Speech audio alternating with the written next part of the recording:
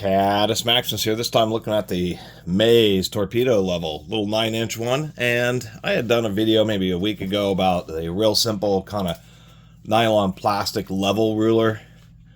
Wasn't my favorite item, but I did pick this up, and this thing was only like $8 or something, made in USA. Oddly enough, they'd even put a sticker with the brand Maze. Seems like this is something that may be sold to other companies and rebranded, and that's why it's blank. But I thought it was interesting that Maze, offering a limited lifetime warranty, doesn't have the name of the manufacturer on the product, just made in USA. The weakest point is probably this V-groove magnet. It's just a standard, whatever this is, samarium cobalt, just a regular grade magnet, and it holds okay, but it's not the best.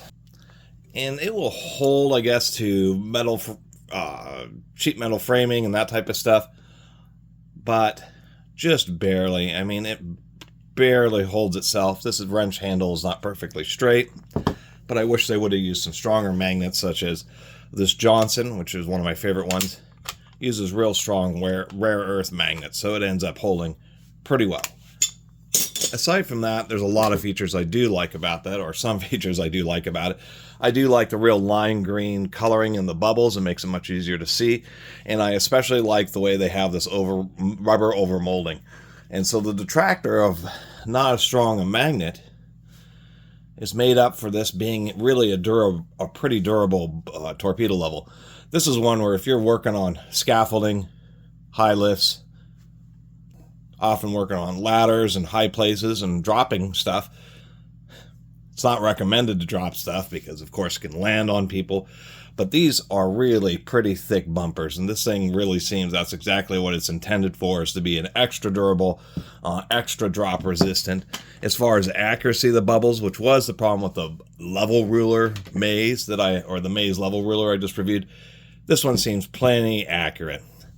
Some styles of torpedo levels have real big exposed upper bubbles, which makes them easy to see, but you know, if you're harder on your tools, exposed bubbles like this can get broken more easily because they're exposed and get scratched up and a little bit more clouded more quickly. This Maze is on the smaller side. It's probably more akin to, say, the little Cobalt versus like the Stabila PL360 or even this Craftsman, or once again the Johnson. The Johnson's really heavy because it has this whole extruded aluminum frame. Definitely one of the nicer ones. But that, once again, being said, I suppose that you're using this aluminum just to help provide a little bit of durability. The way they have this overmolding over the plastic, what it appears is this is a clamshell plastic. They snap it together with the bubbles in there, and then they put it in a machine and overmold the rubber onto it. And the aluminum is just to help prevent the rubber from wanting to get peeled off along the edges.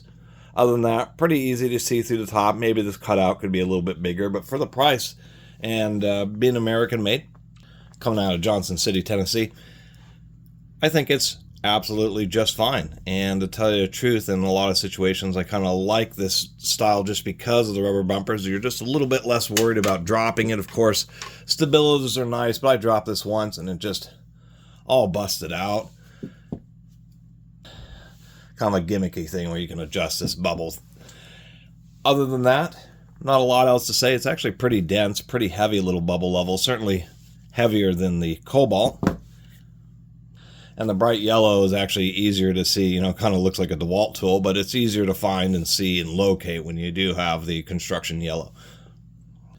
Now, having rubber bumpers isn't unique, such as this Craftsman. They did try doing the same thing here. These are kind of soft and squishy end caps on this Craftsman, but I think this is a little bit better executed here, just a bit more meat right on the corners, which is most likely where it's going to land at some kind of angle on one of the corners.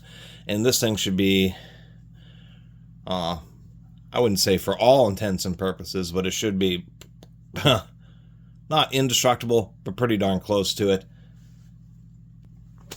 And for a lot of people, I think that would be nice, is just because if you are hard on your tools and dropping stuff a lot, a real nice one like this Johnson's going to be it's a nice heavy torpedo level, but if it gets dropped a bunch, it's going to get all kinds of beat up around those aluminum corners. Things like the Stability do have like these protective caps, but I've seen these where these caps have been broken from especially hard falls. Anyway, not a lot else to say, but if you want a bubble level that's definitely very drop resistant and American made, maybe give this maze a shot. Anyway, thanks for watching. You can always support the channel through the Super Thanks donation system. See you next time.